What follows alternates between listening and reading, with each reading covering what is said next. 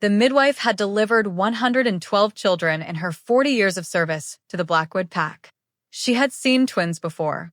She had never seen this. The first baby came into the world the way most of them did, red-faced, furious, lungs announcing themselves to the entire private maternity wing of the Ashbourne estate. A girl, dark-haired, a good, strong cry that made the grandmother in the hallway exhale with relief and press her hand flat against the glass partition to steady herself. The mother, Vera Ashbourne, 26 years old, reached for the baby with shaking arms. Sela, she whispered. The name was light, airy, a name for a girl who would grow up in the sun. Hello, Sela. The midwife, her name was Oren, turned back to the bed. There is a second one, she said, her voice sharp with focus. Stay with me, Vera. Vera laughed, a sound that was half exhaustion and half delirium. I know, she breathed. I've felt them both since the 5th month. They were always two. The second baby took longer. Not dangerously so, but long enough that the room grew very quiet. The high-tech hum of the fetal monitors seemed to fade, replaced by a sudden, heavy stillness that felt ancient. The only sounds were the distant city traffic of Oakhaven and the first baby's subsiding cries. Then the second girl. She was smaller than her sister, quieter too. She did not scream. She did not demand the room's attention. She arrived like something that had decided to come gently, and she looked up at the sterile LED lamplight with dark, measuring eyes that already seemed to be taking the world's temperature. Oren wrapped her in linen. She checked the fingers, the spine, the pulse. Then, she turned the baby over to check her back, and Oren stopped breathing. It sat on the left shoulder blade. It was small enough to miss if you were moving quickly, but in the clinical light of the room, it was undeniable. It was shaped like a crescent, not a birthmark, but something luminous. It was faintly silver, as though something beneath the girl's skin was catching light from a source that wasn't in the room. Oren knew this mark. Every elder in every pack knew it. It was the kind of thing spoken about in the same tone as tidal waves and eclipses, phenomena so rare that people assumed they would never witness one and felt privately relieved by that fact. The moon goddess did not give this mark to daughters chosen for ordinary lives. She didn't give it to the perfect Lunas who would sit at the head of a boardroom table. She gave it to the ones she was keeping for the dark. Oren looked at the baby. The baby, Rhea, looked back at her with those impossibly steady eyes, as though she already understood that the world was about to be very, very wrong about her.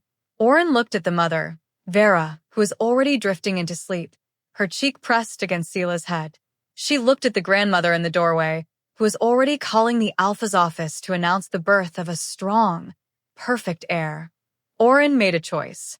She dressed the baby in her linen wrap, tucking the cloth high on the left shoulder. Smooth, snug, hidden. She placed the second girl in the crook of her mother's other arm. 2 daughters, she said quietly, both healthy, both strong. Vera's eyes opened.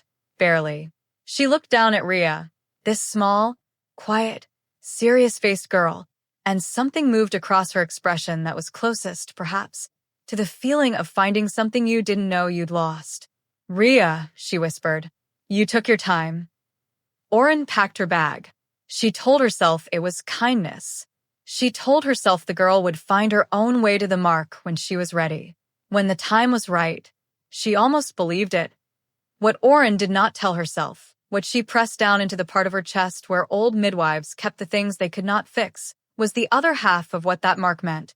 Not just that this child was chosen, but somewhere in this city, already living and breathing and growing up alongside her, there was a wolf who had been born to stand beside her. A bond already written. A king already waiting. The moon goddess did not make mistakes. She did not give this mark to the wrong daughter. She never had. But the people the moon goddess trusted with her chosen ones, the alphas who valued a loud cry over a silent soul, they did. Chapter 1. Rhea had been awake since 3 in the morning. It wasn't nerves. Nerves are a fluttering in the stomach, a jitter in the hands. This was a tether. It was a low, heavy, vibrating pull in the center of her chest that had been humming for 6 days and had finally, at exactly 2:47 a.m., become too loud to sleep through. She lay in the dark, pressing her palm flat over her sternum.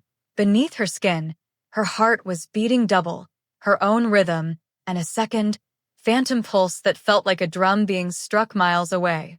She didn't tell Sela. She didn't tell anyone. Rhea had learned young that some rooms didn't have enough space for two girls to be equally loud. Sela was the sunlight. Rhea was the shadow that made the sunlight look bright. If she spoke about the tether, they would just measure it against Sela's expectations. So she held it privately. She looked at the ceiling and whispered a single word to the dark, her voice trembling with a joy she wasn't allowed to show. Today. She knew her mate was out there. She'd felt him for 2 years, a gravity, a constant pull toward the center of the Blackwood territory. Today was the day the hand in the dark would finally find hers. Today, she wouldn't be the wolfless twin. She would be a Luna. Sela was already at the mirror when Rhea entered the bathroom. Sela lived her life 3 seconds ahead of everyone else. First out of the womb, first to walk, first to understand that being beautiful was a weapon. She was currently applying a shimmer to her collarbones that made her skin look like polished marble. "You're late," Sela said. She didn't turn around. "It's 5:15, Sela. The elders want us ready by 8. That's less than 3 hours to ensure you don't look like that." Sela finally turned. Her eyes did that quick, clinical scan, the one that searched for flaws and always found them. "You're pale, Rhea. More than usual. Are you going to faint on the altar?" Rhea thought about the tether, the warmth, the absolute, bone-deep certainty that her life was about to begin. "No," Rhea said, reaching out to help Sela with the intricate silk laces on the back of her dress. "I'm not going to faint. I'm ready." For a second, their eyes met in the mirror. For a heartbeat, Rhea saw something in Sela's expression that wasn't jealousy. It was fear, a sharp, jagged flash of panic. "What is it?" Rhea whispered. Sela looked away, her fingers tightening around a gold lipstick tube. "Nothing. Just the moon is heavy tonight, isn't it?" The Blackwood Plaza was a sea of glass and steel, packed with thousands of wolves. On ceremony days, the territory didn't just watch. It breathed together. Rhea walked through the crowd, her white silk dress whispering against her legs. The tether in her chest wasn't just humming now. It was roaring. It was a physical heat that made the cold morning air feel like summer. Here. The signal fire in her chest flared. He's here. He's close. She kept her face a mask of stone, but inside, she was screaming with relief. Then she saw him, Alpha Killian. He stood at the head of the stone circle, a man who looked like he had been carved from the very obsidian of the mountains. He was taller than the other alphas, his jaw set in a line so hard it looked like a warning. His steel blue eyes were scanning the line of candidates, searching for something he couldn't name. Rhea looked at him, and the tether in her chest did something it had never done before. It latched. Killian's gaze swept the crowd. It passed over the elders. It passed over the warriors. And then, for one suspended, impossible second, it landed on Rhea. The world stopped. The sound of the drums, the murmuring of the thousands, the wind, it all vanished. Killian's eyes widened. His hand moved instinctively to his chest, his fingers clutching the fabric of his suit right over his heart. He saw her. He felt it. Rhea smiled, a tiny, private curve of her lips. "I'm here," she thought. "I've been waiting for you."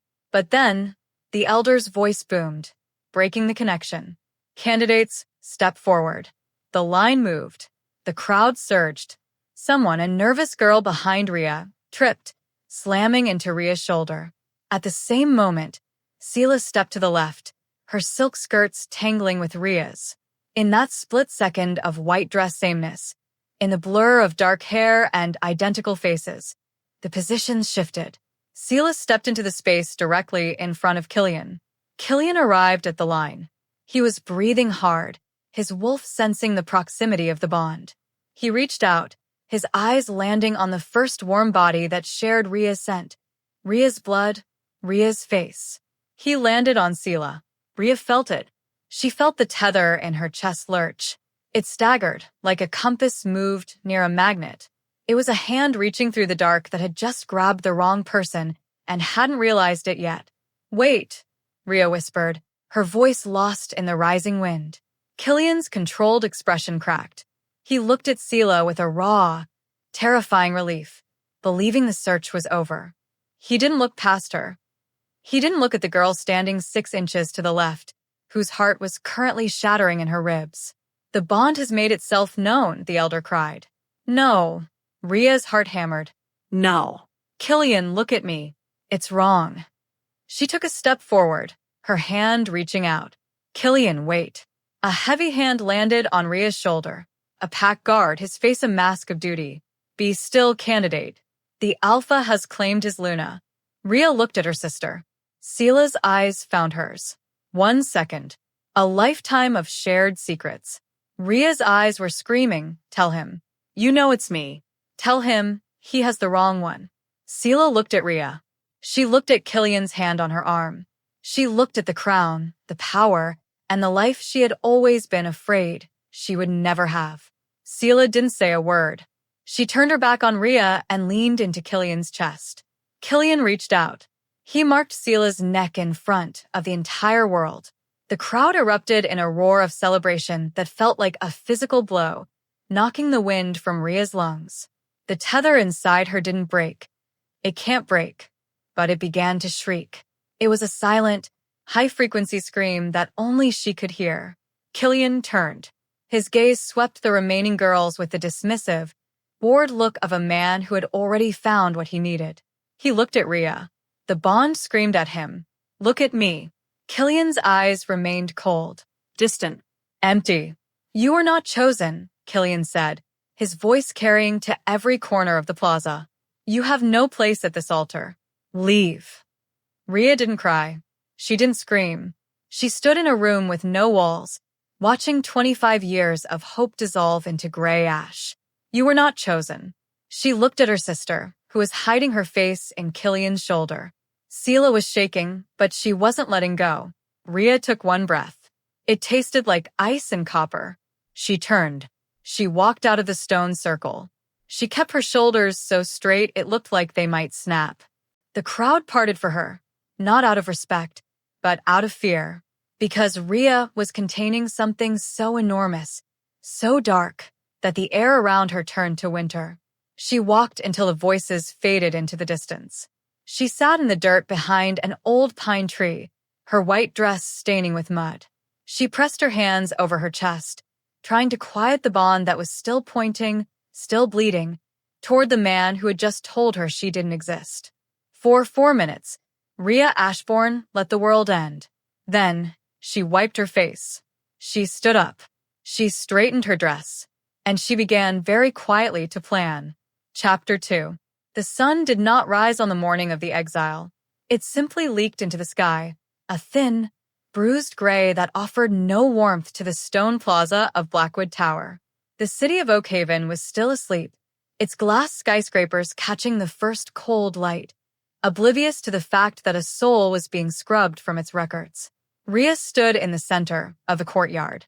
Her white ceremony dress was torn at the hem, stained with the dark earth from behind the pine tree. Alpha Killian stood on the obsidian steps, his hands clasped behind his back. Beside him stood Sela. She was wrapped in a coat of silver fox fur, her hand tucked into the crook of Killian's arm as if she had been born there. She didn't look at Rhea. She looked at the horizon, her chin tilted at the perfect angle of a woman who had already forgotten her twin's name. "Rhea Ashbourne," Killian began. His voice didn't carry the warmth of a mate. It carried the weight of a judge. "By the laws of the Blackwood Pack and the decree of the Alpha, you are hereby stripped of your status. Your name is removed from the ledger. Your scent is to be purged from our borders." Rhea didn't blink. She watched the way his throat moved when he spoke. She watched the steam of his breath in the cold air. "The crime is disruption of a sacred ceremony," Killian continued, his eyes finally dropping to hers. They were flat, merciless. "You claimed a bond that did not exist. You attempted to sow doubt in the moon goddess's choice.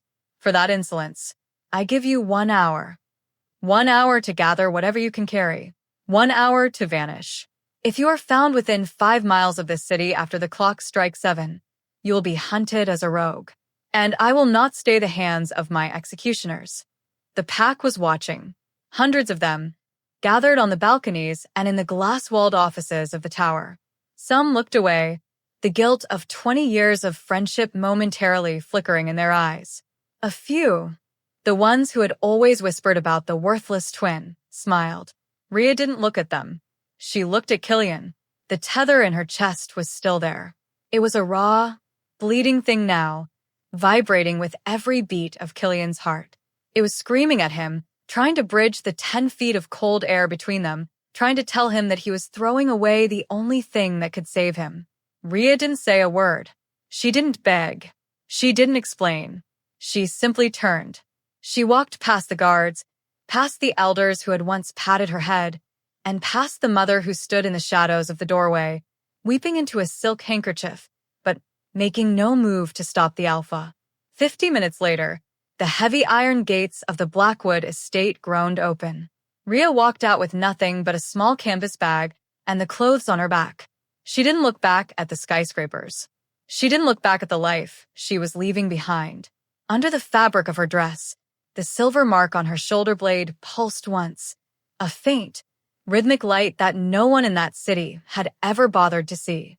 She crossed the border. She stepped onto the ashen soil of the no man's land.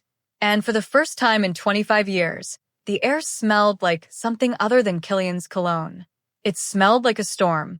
High above the courtyard, inside the Luna's private chambers, the air was warm and scented with expensive jasmine. Sela stood alone in front of the floor-to-ceiling mirror. The door was locked. The heavy silk curtains were drawn. Slowly, her fingers trembling, she reached for the collar of her silver fox coat and let it slide to the floor. Then, she reached for the zipper of her ceremony dress. The fabric fell away, exposing her shoulders to the clinical light of the room. Sela turned. She craned her neck, searching the skin of her left shoulder blade. Nothing. It was bare, smooth, ordinary.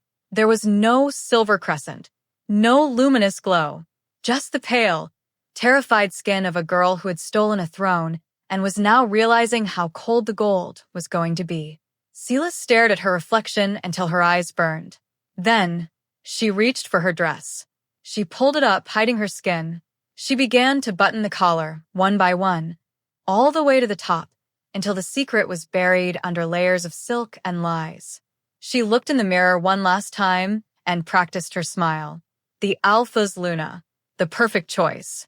Outside, in the gray light of the Deadlands, Rhea Ashbourne kept walking. And she didn't stop. Chapter 3. The Deadlands didn't just feel empty. They felt hungry. 2 days into the winter of her exile, Rhea realized that the silence was the loudest thing she had ever heard. There were no cars here. No hum of the Blackwood power grid. No distant howl of a pack patrol. Just the sound of her own ragged breath catching in the freezing air and the rhythmic, hollow crunch of her boots on ashen soil. She was 20 miles past the border of the world she knew. Her bag was empty. Her water had frozen solid 8 hours ago. Her fingers were a dull, blue-gray, so numb she could no longer feel the strap of the canvas cutting into her shoulder. The Deadlands were a graveyard of twisted, blackened pines and gray stone. To the modern world, it was a no-go zone. To the wolves, it was a place where the moon's grace had simply stopped. Rhea stumbled. Her knees hit the frozen ground with a crack that vibrated through her teeth. She tried to push herself up, but her muscles felt like lead. The tether in her chest, the one that had pointed toward Killian for 25 years, was cold now. It wasn't pulling anymore. It was just an anchor, dragging her down into the ash. "Get up," she whispered to herself. Her voice was a dry rasp. She didn't get up. She rolled onto her side, her cheek pressing against the frost-covered dirt. She looked at the moon, a pale, distant coin in the sky, and for the first time, she stopped fighting the sleep that felt like warm water. She closed her eyes. Commander Jax did not like surprises. In the Deadlands, a surprise usually meant something was trying to kill you. He moved through the shadows of the obsidian crags with the silent, predatory grace of a man who had spent 10 years learning how to breathe without making a sound. He stopped. The scent hit him first. It wasn't the smell of a rogue, rank and desperate. It was the scent of night-blooming jasmine and something sharper, something electric, like the air before a lightning strike. He found her near the base of a jagged gray cliff, a girl in a white ceremony dress that looked like a shroud against the dark earth. Jack stood over her for a long time, his hand resting on the hilt of the obsidian blade at his hip. His first instinct was to leave her. The Deadlands took what they wanted, and he wasn't in the business of arguing with the terrain.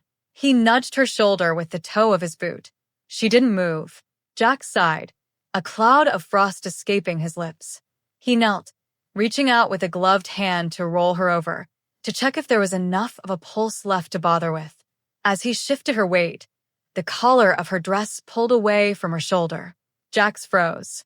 In the pale, winter moonlight, the silver mark on Rhea's left shoulder blade wasn't just visible. It was blazing. It looked like a coal that had been pulled from the center of a dying fire, luminous, silver, and burning with a light that didn't belong to the world of men. Jax didn't move for a full minute. He didn't even breathe. He had spent his entire life looking for a reason to believe the old stories were more than just bedtime tales. And here she was, a girl the world had discarded, carrying the signature of a goddess on her skin. Without a word, Jax unbuckled his heavy, fur-lined cloak.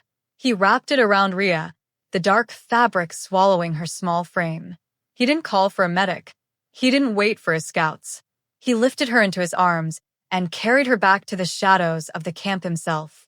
When Rhea woke, the first thing she felt was heat. It was a deep, dry heat that smelled of cedarwood and old stone. She was lying on a bed of thick furs.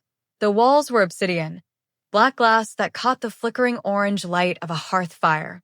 She tried to sit up, but a hand, large, scarred, and warm, pressed gently against her shoulder. "Stay down," a voice said. It was deep, like the rumble of distant thunder. "You've been under for 18 hours. Rhea blinked, her vision clearing. The man was sitting in a high-backed chair near the fire. He was dressed in tactical black gear, his arms corded with muscle and crisscrossed with white scars. His eyes weren't the steel blue of Killian's. They were a dark, molten gold. He was watching her with a terrifying, absolute focus. "Who are you?" Rhea whispered. The man didn't answer immediately. He stood up, his presence filling the small stone room until the air felt tight. He walked to the edge of the bed and looked down at her. "The Blackwood Pack sent you here to die," he said. It wasn't a question. Rhea flinched. The memory of Killian's voice, "You were not chosen," hit her like a fresh wound. "They said I was worthless," she said, her voice trembling despite her best efforts. "They said I had no wolf." Jax leaned forward, his gold eyes boring into hers. "Do you know what that mark on your shoulder means, Rhea?" Rhea shook her head slowly. "The midwife, she said it was just a birthmark. A defect." Jax let out a short, dark laugh. It was the sound of a man who had just seen a winning hand and was waiting for the rest of the world to realize the game was over. "A defect," he repeated. He reached out, his thumb tracing the line of her jaw. "The people who raised you are fools. That mark doesn't mean you're a defect. It means the moon goddess has been waiting for you." Rhea looked at him, the heat in her chest finally beginning to stir again. Not as a pull toward a man who had rejected her, but as a spark. "Waiting for me to do what?" Jax leaned back, the firelight catching the sharp edge of his smile. "To burn them all down." Chapter 4. The first time Rhea hit the obsidian floor of the training hall, she thought her ribs had turned to glass. The air in the citadel was perpetually cold, smelling of ozone and wet stone. As she lay there, gasping, the taste of copper filled her mouth. She looked up at the ceiling, her vision blurred by tears she refused to let fall. "Get up," Jack said. His voice wasn't loud. It wasn't angry. It was just a fact. He stood 5 feet away, a silhouette against the flickering torchlight, his hands relaxed at his sides as if he hadn't just swept her legs out from under her for the 10th time that hour. "I can't," Rhea rasped. Her muscles were screaming. A dull, throbbing ache that had become her only companion for the last 3 weeks. You can, Jax replied. You're just waiting for someone to give you permission to stop. In this world, Rhea, the only person who can give you permission to quit is the person who wants you dead. Are you going to give it to them? Rhea didn't get up. She rolled onto her stomach and pressed her forehead against the cold black glass. For the second time that week, she let the sob break. It was a jagged, ugly sound that echoed off the high walls. She felt small. She felt like the worthless girl Killian had described at the gala. For a terrifying moment, she believed he was right. She waited for Jax to mock her. She waited for him to tell her she was a waste of his time. Instead, she felt the heavy weight of his hand on the back of her neck. Not a blow, a grounding pressure. Cry, he said quietly. Bleed. Hate the floor. But do not lie to yourself, Rhea. You aren't failing because you lack a wolf. You're failing because you're still trying to fight like a girl who wants to be saved. You are fighting to be chosen. Fight to be dangerous instead. The physical training was a slow, agonizing grind. Rhea was not a natural.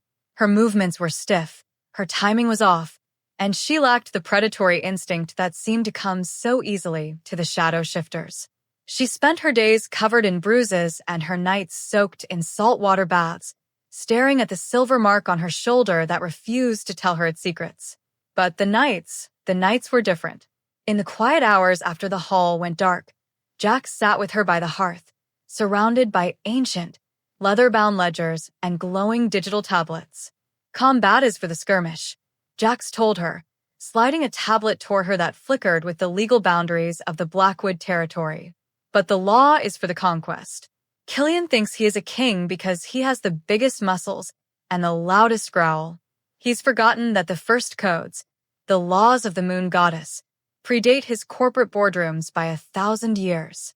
He taught her about sovereignty rights, about the Lex Luna, the ancient code that stated a rejected mate who survived the Deadlands was no longer a subject of their pack, but a sovereign of their own soul. If you return as a wolf, he can challenge you, Jax whispered, his gold eyes reflecting the embers. But if you return as a sovereign and you bring the law with you, he cannot touch you without starting a war with the heavens themselves. Rhea absorbed it all. She realized that while Killian was busy playing CEO and Sela was busy playing Luna, they were leaving their flank wide open. They were following the rules of man. Rhea was learning the rules of the gods. The change didn't happen in a single morning. It happened in the increments of 4 months. It happened when the bruises on her shins turned to calluses. It happened when she stopped looking at the floor and started looking at Jax's throat, measuring the distance, calculating the strike. One afternoon, during a heavy snowfall that muffled the world outside, Rhea finally caught him. Jax lunged, a swift, overhead strike meant to test her reflexes. Rhea didn't flinch. She didn't drop. She stepped into his space, using her smaller frame to unbalance him, and drove her palm into his solar plexus. Jax stumbled back 2 steps, the air leaving his lungs in a sharp grunt. The room went silent. The other scouts, who had been cleaning their blades in the corner, stopped and watched. Rhea stood in the center of the hall, her chest heaving, her dark hair stuck to her forehead with sweat. She didn't look for Jax's approval. She didn't look to see if he was proud. She just wiped the blood from her lip and settled back into her stance. Jax straightened up, a slow, predatory grin spreading across his face.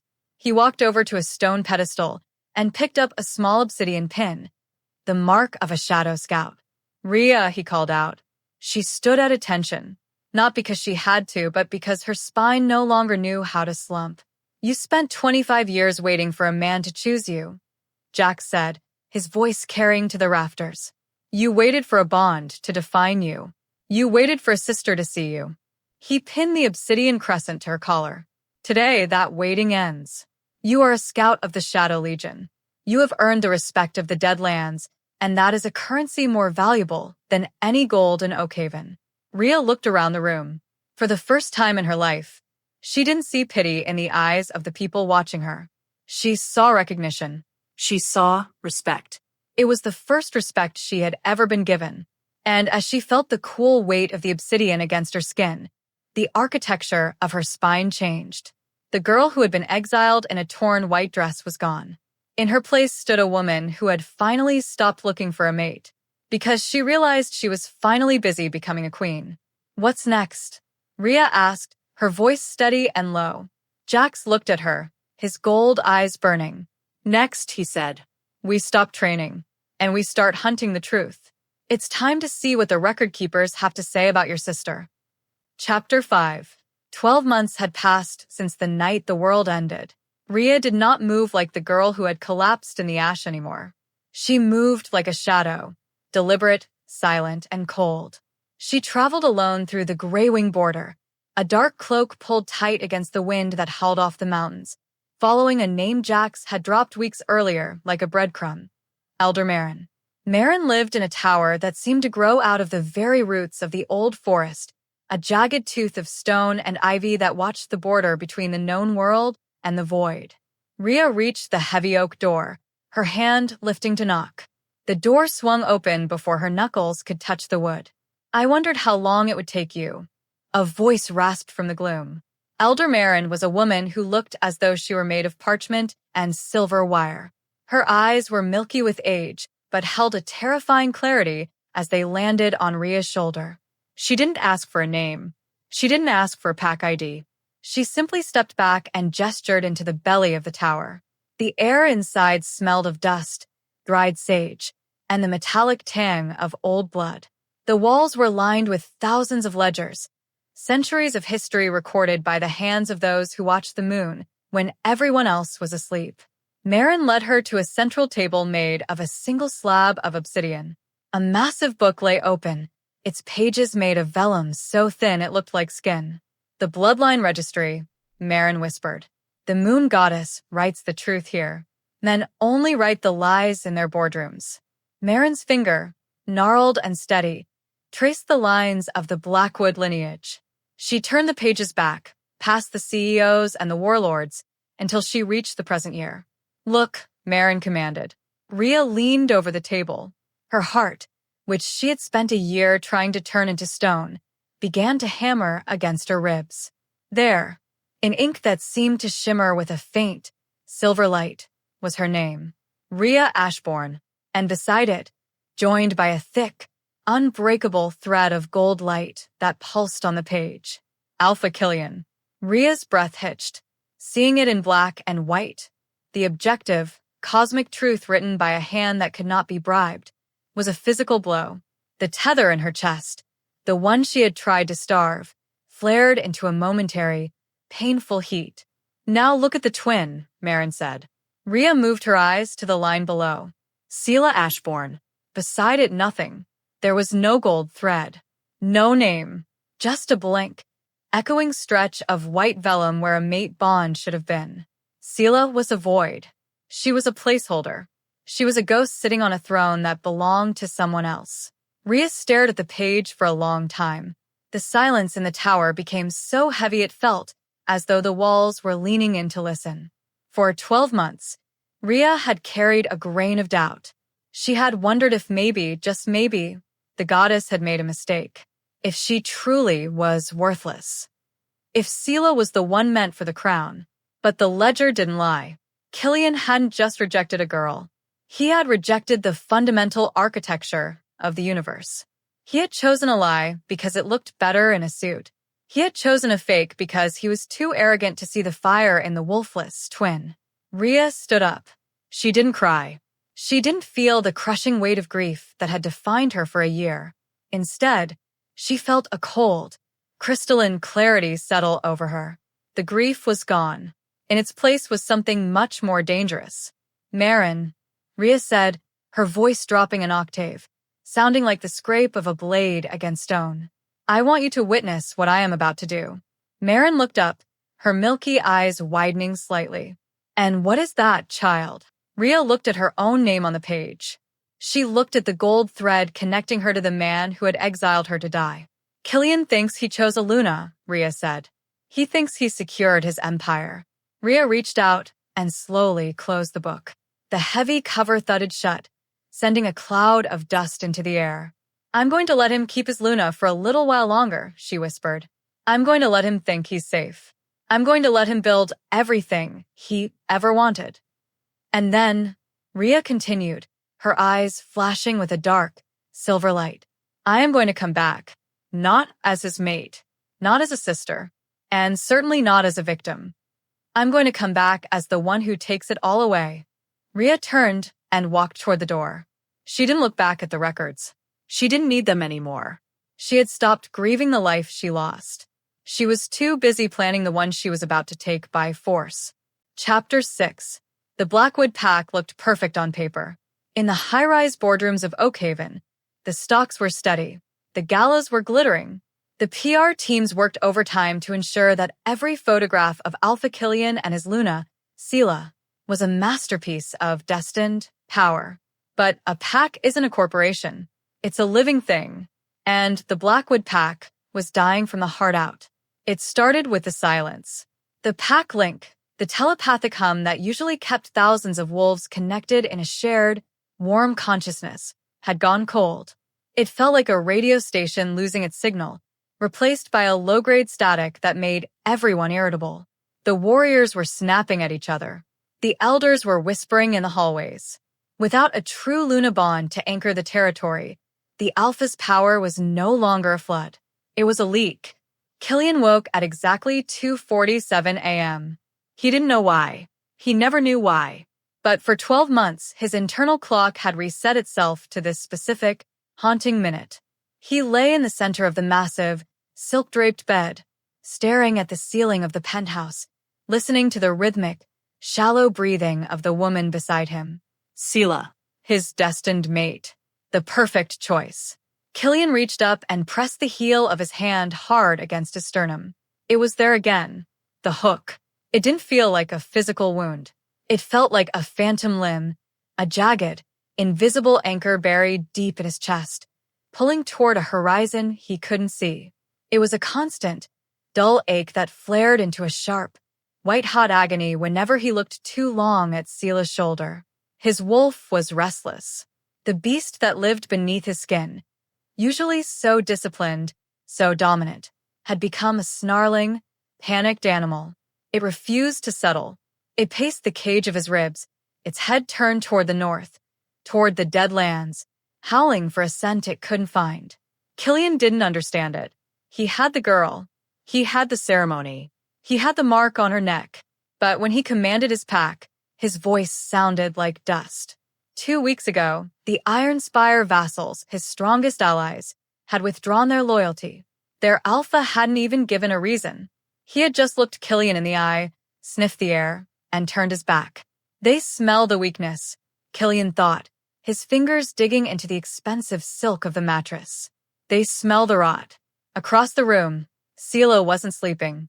She was very good at pretending.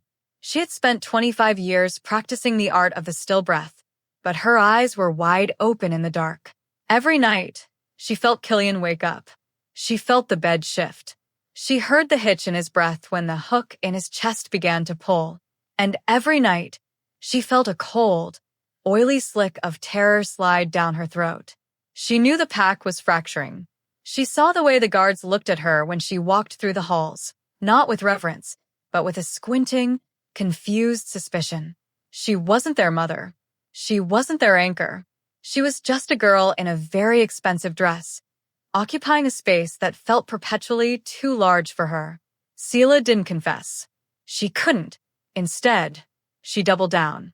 In the mornings, she spent 3 hours on her makeup, layering on enough gold-flecked powder to hide the gray exhaustion in her skin. She wore the highest heels, the sharpest suits, the most ornate jewelry. She was more Luna in performance than any woman in Blackwood history. She sat at the head of the council tables and spoke in a voice she had pitched to sound like their mother's. She signed the decrees. She kissed the babies. But when she looked in the mirror, she saw a hollow shell. She looked at her shoulder, the bare, unmarked skin that she kept hidden under high-collared silks even in the height of summer. She thought about Rhea. She thought about the night of the ceremony. She thought about the look in her sister's eyes, that silent plea to tell the truth. Sela buttoned her dress to the chin, her fingers trembling. "Everything is fine," she whispered to the empty room. I am the Luna. I was chosen. But as she walked out of the bedroom to join Killian for the morning briefing, she saw him standing by the window, looking north. He didn't hear her come in. He was too busy clutching his chest, his face contorted in a mask of confusion and pain, like a man trying to remember a dream that was slowly turning into a nightmare. Something was catastrophically wrong. And for the first time in his life, Alpha Killian was starting to realize that the defect he had thrown away might have been the only thing keeping him whole. Chapter 7. The morning briefing at Blackwood Tower was interrupted by something that shouldn't have been possible. The security perimeter, a multi-million-dollar grid of thermal sensors, pressure plates, and silver-scented wards, hadn't been breached. There was no alarm, no frantic shouting from the guards.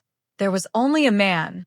He stood in the center of the lobby, surrounded by 20 stunned security wolves with their weapons drawn. He didn't look like a warrior. He was thin, dressed in a simple, high-collared black suit, and he held a single, heavy envelope made of cream-colored vellum. He didn't growl. He didn't shift. He simply waited until Alpha Killian and Sela descended from the private elevator. Killian stepped into the lobby, his hand instinctively clutching his chest. The static in his head, the constant, buzzing hum of a failing pack, was screaming. "Who are you?" Killian demanded. His voice was a rasp, his eyes bloodshot from a year of 2:47 a.m. awakenings. The man didn't flinch. He bowed, not with the submission of a subject, but with the chilling, practiced grace of an official from a different world. "I am an envoy," the man said. His voice was calm, echoing off the glass walls. "I carry a formal notice of sovereign intent. It is addressed to the Alpha of the Blackwood Pack." He stepped forward, ignoring the snarls of the guards, and handed the envelope to Killian. Then, without waiting for a response, he turned and walked toward the revolving glass doors. Before the guards could stop him, he simply vanished. Not into thin air, but into the shadows of the morning fog, like he had never been there at all. Killian retreated to his office. He didn't open the letter in front of the pack. He couldn't. His hands were trembling so violently he had to press them against the mahogany desk to keep them still. Sela stood by the window, her arms wrapped around herself, her face the color of bone. "Killian," she whispered. "What is it?" "It's probably just a rogue threat. We should burn it." Killian didn't answer. He broke the seal. The letter wasn't written in the language of modern pack law. It was written in the old script, the jagged, beautiful calligraphy of the Moon Goddess Registry. A claim of mating ceremony fraud has been filed with the Moon Goddess Registry. A witness has been secured. A correction will be administered. Killian's breath hitched. The air in the room felt like it had been replaced with lead. Blackwood Pack is advised to prepare for a formal reckoning under sovereign law. The tether will be reclaimed. The throne will be answered. At the bottom of the page, in ink that seemed to pulse with a dark, violet light, was the signature. Commander Rhea Ashbourne, Shadow Legion. Commander. The word landed like a physical blade, twisting into Killian's gut. He read her name again. Rhea. The moment he said the name in his mind, the moment he acknowledged her existence, the hook in his chest didn't just pull. It exploded. A jagged, white-hot agony tore through his sternum, radiating out to his fingertips. He gasped, his knees hitting the floor, his forehead slamming against the edge of the desk. "Killian." Sela ran toward him, reaching out to touch his shoulder. "Don't," he roared, his voice cracking. He looked up at her, and for the first time in 12 months, he didn't see his Luna. He saw a stranger. He saw a thief. He looked at Sela, at the girl who had stood silently by while he destroyed his own soul, and he felt a surge of loathing so strong he had to look away. He looked at the letter. A claim of ceremony fraud. The pieces of the last year, the failing power, the restlessness of his wolf, the constant, bone-deep ache, all of it rushed together into a single, terrifying picture. He finally understood. Rhea hadn't been wolfless. She hadn't been worthless. She was the other half of his soul, and he had taken that soul, dragged it to the border of the Deadlands, and told it to die. The understanding was worse than the ignorance. It was a poison, cold and certain, flooding his veins. "She's coming back," Killian whispered. He wasn't talking to Sela. He was talking to the ghost of the girl he had exiled. "She's coming back," he said again, his voice dropping to a low, terrified growl. "And she isn't coming for me." He looked at the signature one last time. "She's coming for everything I have." Outside the window, the fog over Oakhaven began to thicken. The sun was up, but for the alpha of the Blackwood Pack, the sky had just gone completely, irreversibly dark. Chapter 8. The heavy iron gates of the Blackwood estate did not close. They couldn't. 18 months ago, they had grown shut behind a girl in a ruined white dress. Today, they stood paralyzed, pulled back by the sheer weight of the authority approaching from the north.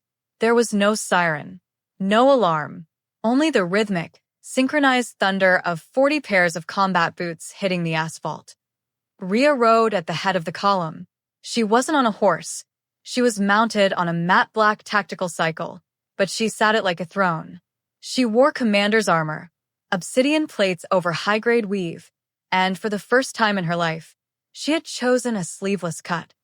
On her left shoulder blade, the silver mark was no longer a secret. It wasn't a defect. It was a sun. It blazed in the overcast morning light, a luminous, pulsing crescent that seemed to draw the very shadows of the trees toward it. To her right, Jax rode with a hand on his blade, his gold eyes scanning the glass towers of Oakhaven with a predator's hunger. To her left, Elder Marin sat pillion, her gnarled hands clutching the heavy, ancient ledger of blood. The pack had gathered. Thousands of them. They lined the driveway, spilling out from the lobby of Blackwood Tower. The silence was absolute. It was the silence of a people who had spent a year breathing static and were now suddenly, violently, reminded of what oxygen tasted like. Rhea killed the engine. The sound of the silence that followed was deafening. She dismounted in a single, fluid motion. She didn't look at the crowd. She didn't look for her mother. She didn't look for the friends who had turned their backs. She walked toward the obsidian steps, her boots clicking against the stone with the finality of a gavel. A young warrior in the front row, someone who had grown up playing in the dirt with Rhea, trembled. He looked at the mark on her shoulder. He looked at the cold, untouchable power in her eyes. He dropped to one knee. It was like a wave. 1 by 1, then 10 by 10, then 100 by 100. The Blackwood Pack, the most arrogant elite in the territory, collapsed. They didn't do it because she was the alpha's mate. They did it because the atmosphere had shifted. They did it because their wolves recognized a queen. Elder Marin stepped forward, lifting the open registry toward the sky. Her voice was thin, but it carried to every corner of the plaza, amplified by a power that had nothing to do with technology. By the law of the moon goddess and the blood record of 600 years. Marin cried, "The mate of Alpha Killian of Blackwood is Rhea Ashbourne. First marked, silver-bearing, sovereign by divine right." Sela was standing in the crowd. She wasn't on the steps. She wasn't by Killian's side. She was huddled near a marble pillar, her face a mask of gray, sweating terror. Slowly, her fingers shaking so much she nearly dropped it, she reached for the Luna's pendant around her neck. She didn't wait to be asked. She unhooked the gold chain and let it fall into the dirt. Then the crowd parted. Killian pushed through to the front. He looked like a man who had been burning alive for 18 months and had finally found the water. He was disheveled, his eyes wild, his hand still clutching the center of his chest. He stopped 5 feet from her. They saw each other, truly saw each other. Killian looked at her and felt the hook in his chest finally, mercifully, snap into place. The agony vanished, replaced by a flood of warmth so intense it nearly made his heart stop. She looked like someone who had swallowed the moon and kept it. She was terrifying. She was beautiful. She was his. "Rhea," he whispered. His voice was broken, a ragged plea for forgiveness, for a second chance, for a world where he hadn't been a fool. Rhea didn't move. She didn't soften. She looked at him the way an architect looks at a building marked for demolition. "I didn't come back for you, Killian," she said. The words hit the plaza like a physical weight. The warmth in Killian's chest turned to ice. "Rhea, please." He stepped forward, reaching out a hand. "The bond. I feel it now. I understand. I'll make it right. Everything I have." "You still don't get it," Rhea interrupted, her voice low and as sharp as a diamond. She looked past him, at the skyscraper, at the territory, at the thousands of wolves now bowing at her feet. "I didn't come back for a mate," she said. "I didn't come back for an apology." She stepped closer to him, leaning in until he could smell the night-blooming jasmine on her skin. "I came back because this is mine." She didn't wait for him to respond. She walked past him, her shoulder brushing his, a touch that sent a jolt of lightning through his soul and left him gasping in her wake. Rhea Ashbourne climbed the steps of Blackwood Tower alone. She didn't look back. Chapter 9. The conference room on the 50th floor of Blackwood Tower did not feel like a place of business. It felt like a cathedral built of glass and grief. Alpha Killian sat at the head of the obsidian table, his hands flat against the polished surface, his knuckles white. The Blackwood elders lined the perimeter, their faces masks of terrified uncertainty. At the other end of the table stood Rhea. She didn't sit. She stood with her feet shoulder-width apart, her arms crossed over the commander's armor that now bore the weight of 1,000 silent expectations. Elder Marin stepped forward. She placed the ledger of blood in the center of the table. The ancient vellum didn't just sit there.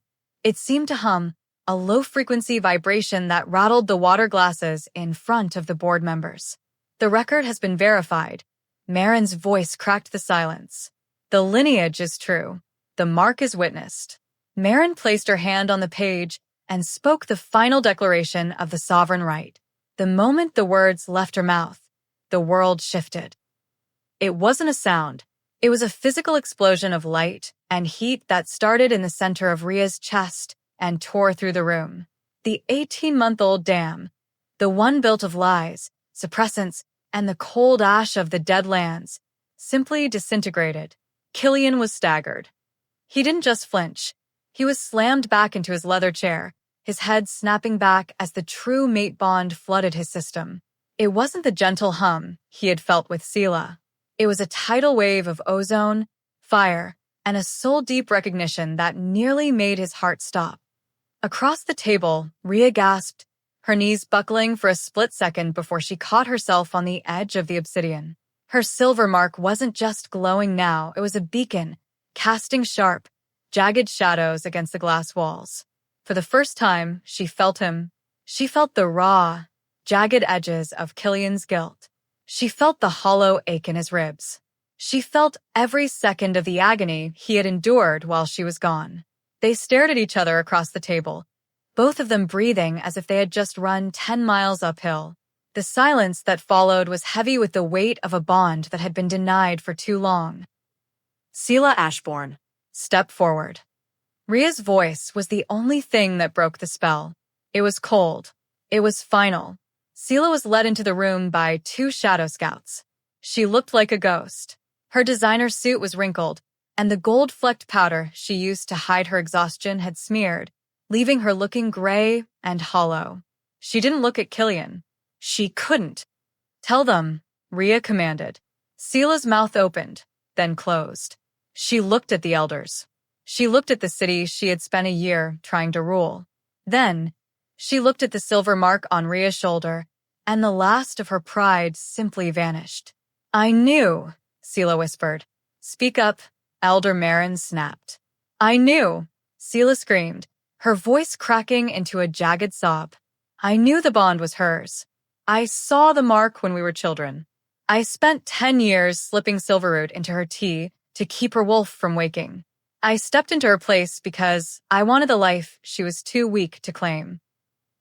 The silence that followed Sela's confession was devastating. It was the sound of 1,000 loyalties snapping at once. Killian didn't roar. He didn't shift.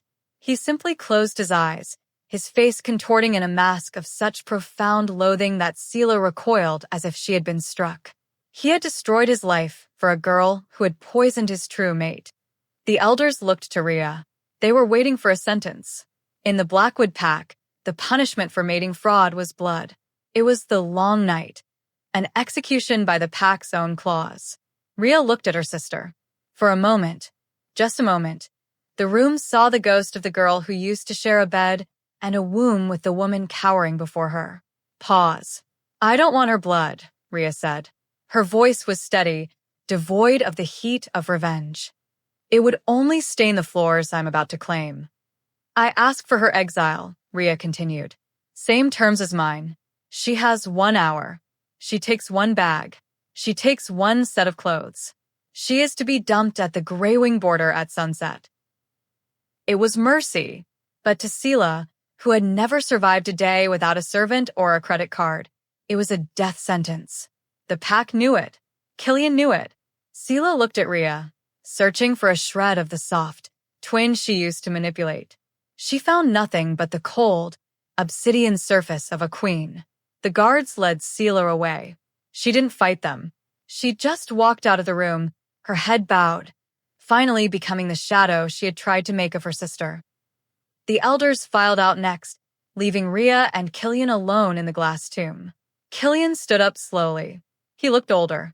The arrogance that had defined his walk for a decade was gone, replaced by the heavy, leaden gait of a man who had finally seen the bottom of the pit he had dug for himself. He walked to the window, looking out over Oakhaven.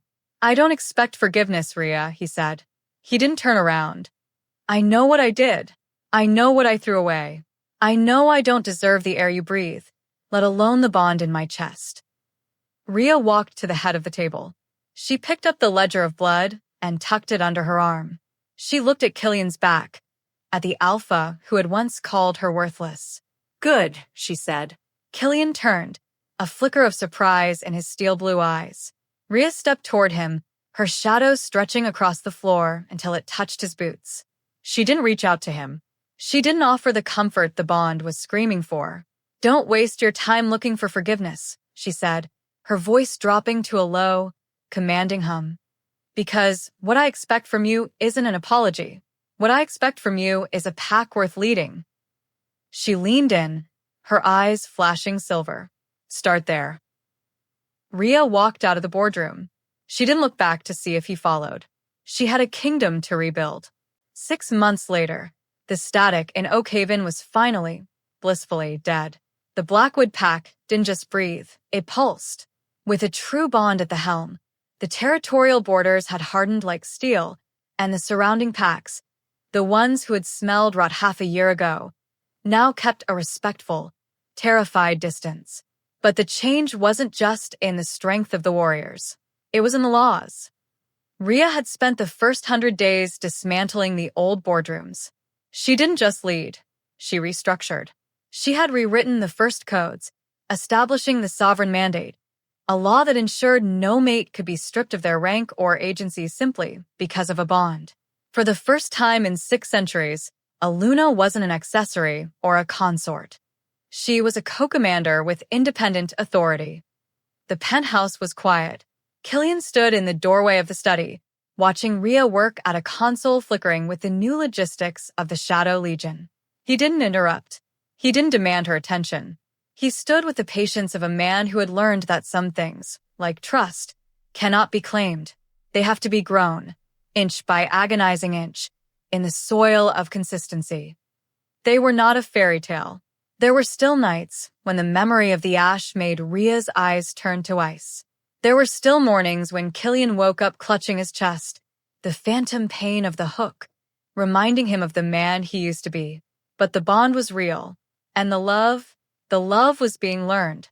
It was a choice they made every morning over coffee and every evening over maps of the territory. They were 2 people rebuilding a world with the patience of those who knew exactly what it cost to lose it. The moon is rising, Killian said softly. Rhea didn't look up immediately. She finished her line of code, saved the encryption, and then stood. She walked past him, her hand brushing his, not a jolting spark of magic, but a steady, grounded warmth. I know, she replied. Rhea stood alone on the highest battlements of Blackwood Tower. The city of Oakhaven sprawled below her, a sea of white and gold lights that looked like fallen stars. From here, She could see the entire territory, the skyscrapers, the hidden groves, and far to the north, the dark, jagged line of the Dead Lands. She unbuttoned the high collar of her black silk coat, letting the evening breeze hit her skin. On her left shoulder blade, the silver mark began to glow. It wasn't the frantic, burning heat of the exile. It was a soft, rhythmic light, pulsing in time with the earth itself. It was a beacon that could be seen from the borders, a reminder to anyone watching that the Shadow Queen was home. She looked out at the territory that had once tried to discard her, the pack that had called her wolfless, the family that had called her worthless. She didn't feel anger anymore. She didn't feel the need for more revenge. She looked like someone who had been forged in the attempt to break her, someone who had taken the pieces of a shattered life and used them to build an empire. The moon broke over the horizon, massive and silver. It didn't just rise. It seemed to lean in, bathing the roof of the tower in a light so pure it turned the obsidian to glass. Rhea tilted her head back, her dark eyes reflecting the celestial fire.